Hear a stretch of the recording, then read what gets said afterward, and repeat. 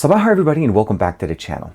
The Xperia 5 Mark III is here in the studio. Today we're going to talk about all of the new features, the Android 12 update that just got pushed out by Sony, but not only that, what makes an Xperia 5 so unique? Again, this is the 5 Mark III, which means it has a lot of the same features as the Xperia 1 Mark III. This is TK, let's go ahead and talk about the Xperia 5 Mark III.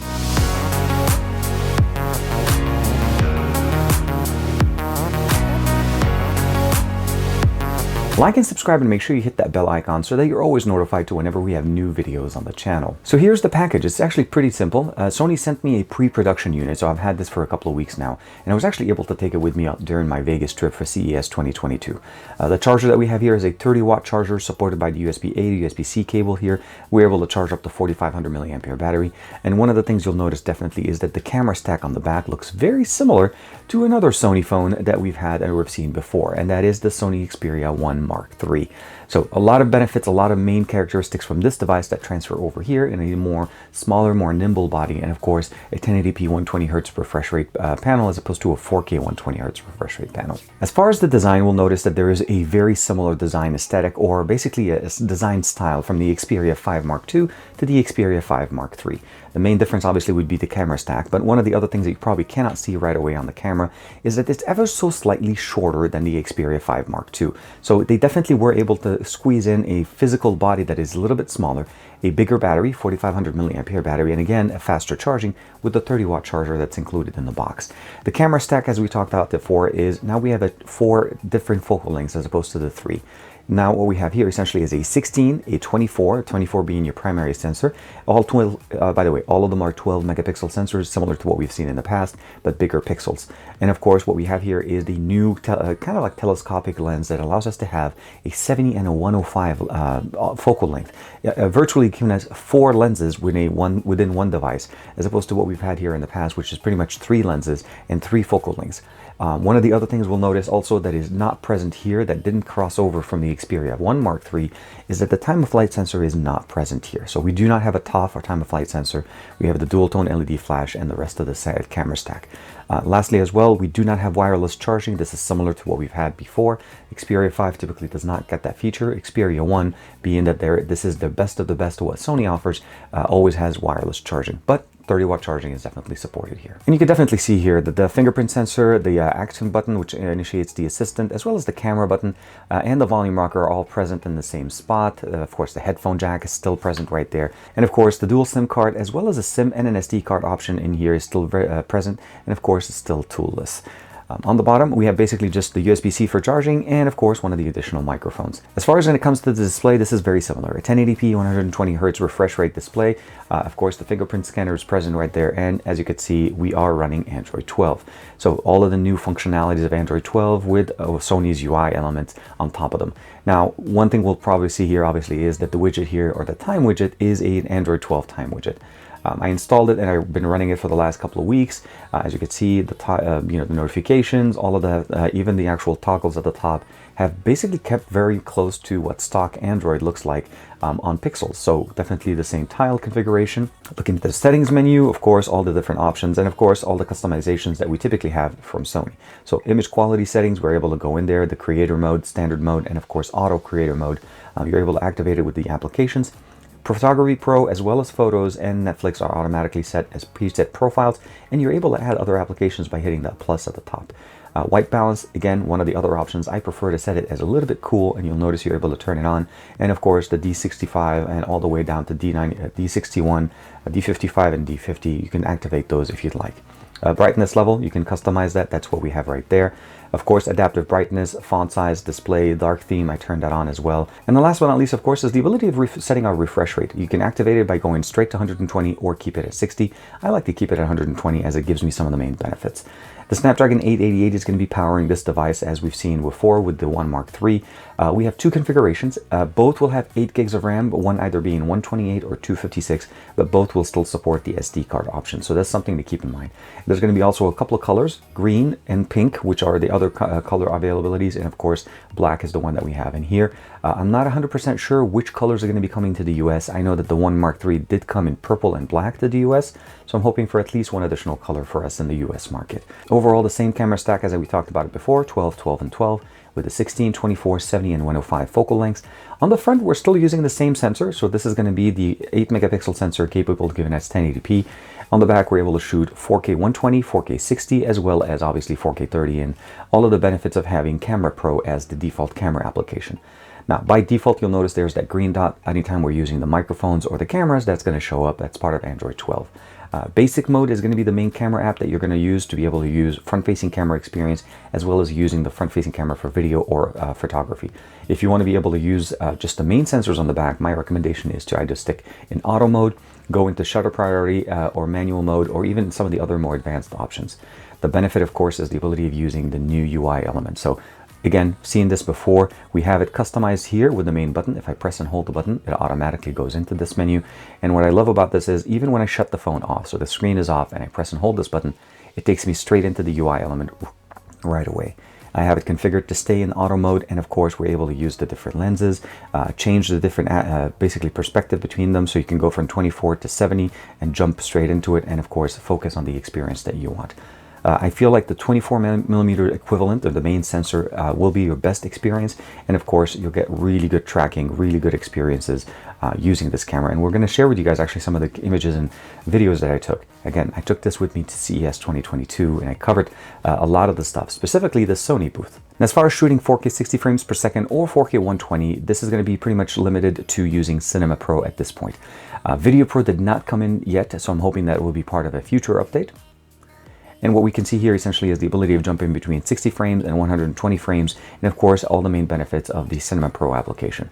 Keep in mind that this works primarily as a project base, so if you're going to shoot in 120, you're going to be doing an entire project in 120 at 4K. You're also able to go in there and change the different looks. You have the different options. You have strong, warm, Venice, opaque. I personally kept it on the NA because I was using it while we went to Magic Mountain with the family. And what you're seeing there is a video of my son on Atom Smasher at Magic Mountain near us. And of course you could see the benefit of having 120 frames per second recording on an Xperia, especially of this size. This is definitely more of the nimble size. I'm pretty sure you guys want to see a quick sample of the video from the front-facing camera and the back-facing cameras on the brand new Xperia 5 Mark III. Switching it over to the back-facing sensor, and now I'm shooting in the ultra-wide settings using the basic mode. Now the reason why I'm using here is because the only way to shoot 4K 60 or 4K 120 is to jump into cinema mode. In the basic mode, which is the, I guess, the default camera app, we're only able to shoot at 4K 30 frames per second, and luckily we can use it across the 4 different focal lengths. 16, 24, what they call 70 and 105, and that gives us all of the different lenses. The only thing missing between this, or different between this camera stack and what we see on the 1 Mark III, is the time of flight sensor. So overall, a very similar camera experience. Let's check out the front-facing camera. One thing to keep in mind is the front-facing camera can only be accessed using the basic mode. So whenever we want to be able to take front-facing videos or even front-facing selfies, that's pretty much the only way to do it. It's not going to be as good as the cameras on the back, and Full HD is going to be the maximum resolution you can get here. But again, it's capable, it's available. Just remember, when you're in the camera, the Camera Pro app, jump into basic mode, and then you'll be able to use the camera as far as front-facing video, or actually just selfies again, from the Xperia 5 Mark III. Very much the same experience as any other Xperia on the market now. As you saw there again, the experience on the front-facing camera is pretty much still capped at 1080p, while we are able to shoot 4K 30 with the basic mode camera application. If you're going to be going further for 4K 60 or 4K 120, we're going to need to use that Cinema Pro application. The main thing I want to mention now is obviously audio performance. We do have stereo speakers similar to what we've seen in the past. We'll see that the Android 12 toggles are also going to be present here. If you press them, we'll open up the toggles, be able to change the different settings. All of those are present right there. One of the main things though when you were listening to audio is the ability of turning on the haptic feedback, which is kind of like the DualShock functions of a PlayStation controller.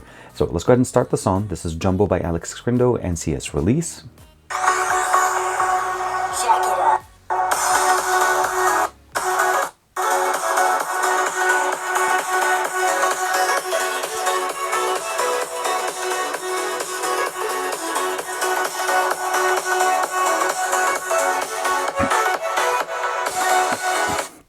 And definitely very, very nice. One of the things that you saw in that second slider is whenever there's music playing, it actually gives us like a little bit of a force feedback whenever it hears the bass. So it matches to the audio that you're listening to, and of course it even works much better with games when we're playing games, because it definitely gives us a much better edge as far as enjoying content on this device. You can listen to the content directly with the headphone jack or over Bluetooth, some of the best options that you have.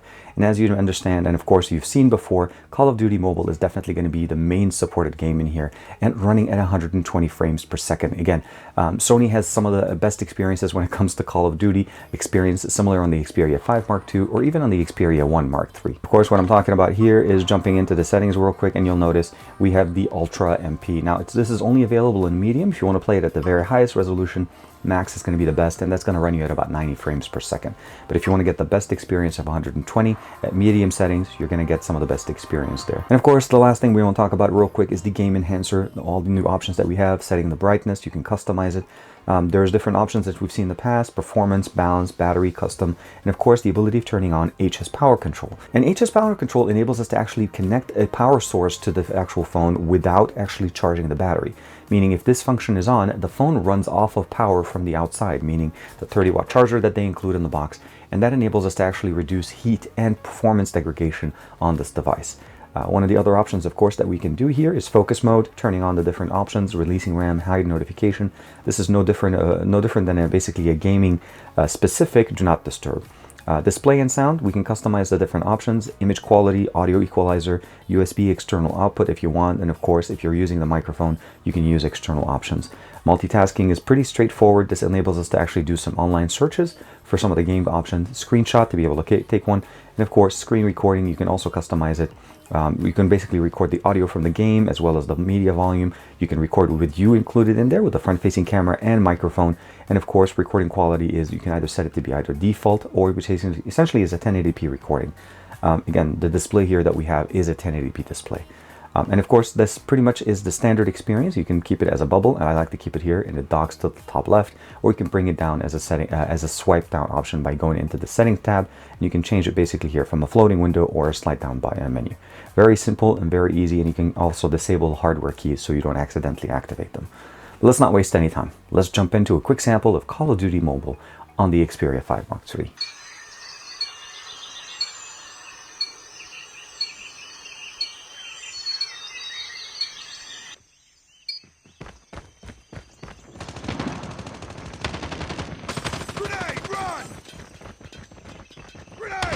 Back up!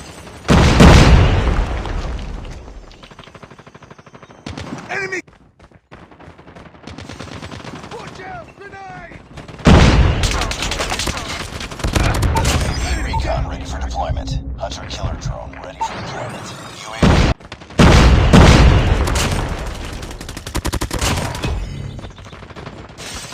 Kill confirmed. Predator missile on standby. Kill confirmed. Target down!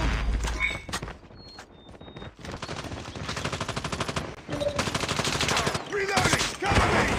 Enemy down! I'm hurt! Kill confirmed.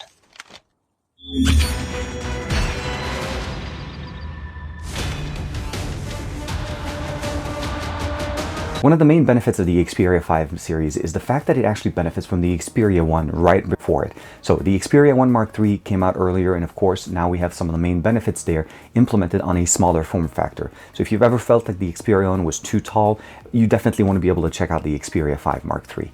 Android 12 runs very nice and very smoothly. The update did come in a couple of weeks ago, for me at least, and of course I've been able to enjoy that running on an Xperia. Battery life is actually very, very nice, and again, we are going to be supporting 5G in the US. Some of the main benefits here, again, is a smaller form factor, a 1080p panel with 120 frames per second. So it actually has a better battery life than what we get with the Xperia 1 Mark III, because that's a 4K panel that draws a little bit more power. Smaller form factor, easier to use. I definitely would recommend the case on this, as they kept the rounded edges that we had with the Xperia 5 from last year. The design is exactly almost identical to it, and some of the main things obviously is that it is a little bit slippery. It is reflective. That's another thing which I think a case for this would definitely be appreciated. Unfortunately, I didn't have this long enough to be able to pick up a case for it yet, but I haven't had any accidents, so good enough. I'm happy with that. Would I recommend this to anybody? Absolutely. It has all of the main benefits that you want to get out of a Sony. The great audio quality, a headphone jack, a removable SD card option to be able to actually add SD card, or use a dual SIM if you want to use it as a dual SIM option.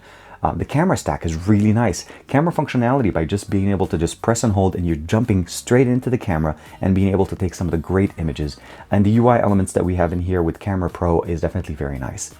The basic mode in Camera Pro is essentially what we consider to be the basic or the standard camera app on most devices, and that's going to be how you're going to be able to use front-facing experience.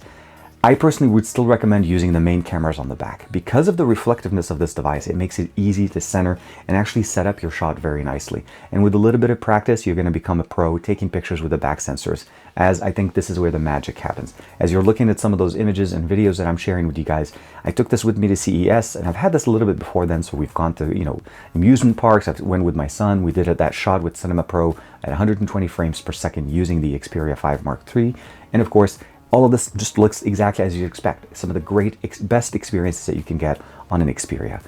It is coming to the US. Again, colors and pricing availability is going to be updated by Sony. By the time this video goes up, I'll give you more information. There'll be a link for that in the description below to give you some of the latest information available for you. Let me know what you guys think. I'm excited for finally seeing and having, getting a chance to use the Xperia 5 Mark III, as I've been waiting for this for quite some time. I've enjoyed the Xperia 1 Mark III for a long time, and I feel like the Xperia 5 still offers us a very unique experience. Smaller, faster, very nice, and of course benefiting from the Xperia 1 that came out before it. Thank you very much to Sony for letting me borrow and of course check out the Xperia 5 Mark III. Let me know what you guys think in the comments below. I'll see you in the next one.